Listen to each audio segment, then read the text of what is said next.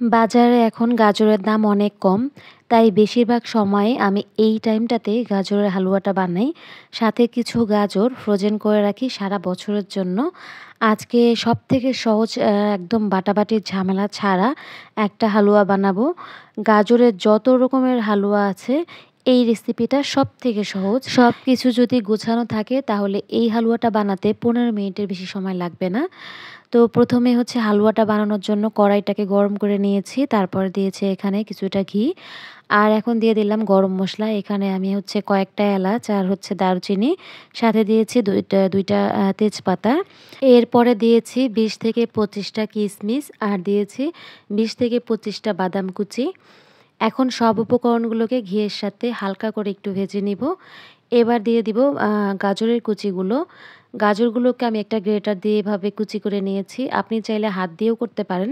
তবে হাত দিয়ে করলে এত সুন্দর করে কুচি করা হয় না, আবার সময়ও অনেক বেশি লাগে। তাই আমার কাছে মনে হয় একটা গ্রেটার দিয়ে গ্রেট করে নেওয়াই ভালো। এখন এই গাজরের কুচিগুলোকে আমি ঘিয়ের মধ্যে ভেজে নিব।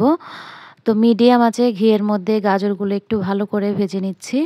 ভেজে নেওয়া হয়ে গেলে এখন আমি অ্যাড করছি এর মধ্যে লিকুইড দুধ। আমি এখানে ৫ টেবিল চামচ পরিমাণ গুঁড়া দুধের সাথে ১ কাপ পরিমাণ পানি মিলিয়ে একটু ঘন করে গুলিয়ে নিয়েছি। তো এই দুধটা এখন দিয়ে দিলাম। তারপরে দিয়ে দিচ্ছি চিনি পরিমাণ মতো। চিনি আমি ১ কাপের মতো নিয়েছিলাম, কিন্তু একবারে পুরাটা দেইনি, কিছুটা রেখে দিয়েছি। যদি লাগে পরবর্তীতে আবার দিব। এখন চিনি এইটাকে গাজরের সাথে ভালোভাবে মিলিয়ে নিচ্ছি। আর এখন দিয়ে দিব আমি সামান্য পরিমাণে লবণ।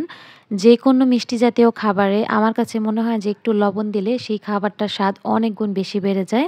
তবে অনেকেই আবার লবণ পছন্দ করেন না মিষ্টি জাতীয় খাবারে, তারা এই পার্টটাকে স্কিপ করবেন। তো এখন আমার মনে হয়েছে যে আরেকটু চিনি লাগবে। যেই চিনিটুকু আমি এই যে বাঁচিয়ে রেখেছিলাম সেই চিনিটুকুও আমি অ্যাড করে দিলাম।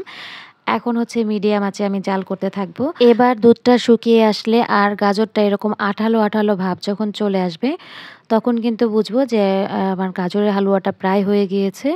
এ পর্যায়ে আমি দিয়ে দিচ্ছি আরও কিছুটা ঘি। এই পর্যায়ে যদি ঘি দেওয়া হয় তাহলে কিন্তু এই হালুয়াটা আরও বেশি মজা হয়। মানে এই ঘিয়ের যেই একটা ফ্লেভার, সেই ফ্লেভারটা খুব ভালোভাবে পাওয়া যায়। তো এখন এই ঘিটাকে হচ্ছে গাজরের সাথে আরেকটু ভালোভাবে মিলিয়ে নিচ্ছি। আমার গাজরের হালুয়া কিন্তু একদম মানে হওয়ার শেষের দিকে। তেজপাতাগুলো চোখে লাগছিল, তো তেজপাতাগুলোকে তুলে ফেলে দিচ্ছি। আর শেষবারের মতো আর ১ মিনিটের মতো হচ্ছে চুলায় রেখে আমি হালুয়াটাকে একটু রান্না করে নিব। তো এই রান্না করা হয়ে গিয়েছে। এখন আমি চুলা থেকে হালুয়াটাকে নামিয়ে নিচ্ছি। আর একটা ডিশে তুলে নিচ্ছি আপনাদের দেখানোর জন্য। দেখতেই পাচ্ছেন চমৎকার একটা কালার আসছে। আর আমার কাছে মনে হয় যে গাজরের যতগুলো হালুয়া রেসিপি আছে, এইটা সবথেকে সহজ এবং সবথেকে সেরা। এই হালুয়াটা আমার কাছে খেতে অনেক বেশি ভালো লাগে।